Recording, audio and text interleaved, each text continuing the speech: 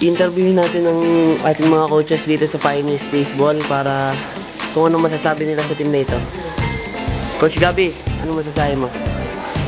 Masasabi ko lang dito sa Pioneers Baseball, kung i-rate ko ito 1 to 10, i-rate ko na perfect 10. Bakit?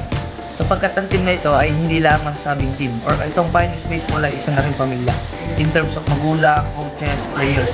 Kumbaga kami dito ay buo, isa ang layunin at ayon ay ang matupad ang pangarap ng mga bata. Win or lose, focus kami sa bata, mapagaling yung bata, ma-achieve lang yung gusto nila or mga dream nila pagdating sa ng araw.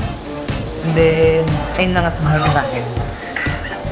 So, Magkakayan! Nakakaya, kailangan natin yung practicing yung mga ganyang bagay. Kasi pagdating natin dito sa Amerika, kami rin yung mga kasama niyo sa vlog natin doon. Papasyal na rin namin kayo doon. Papakita namin sa inyo lahat ng facilities sa Amerika. Yun lang. Bye guys! So, kakausapin pa natin na isa pa nating coach. Teka lang, guys.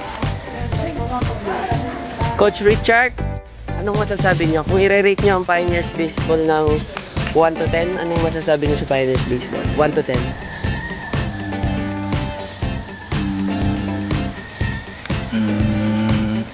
8. Bakit 8 lang?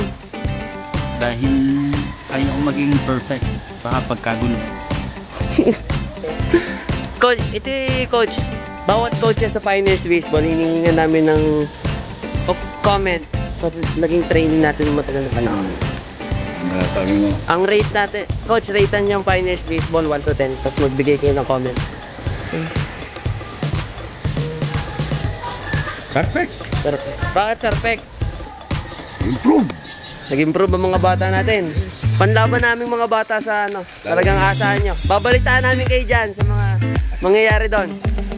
Kita-kits tayo doon ha.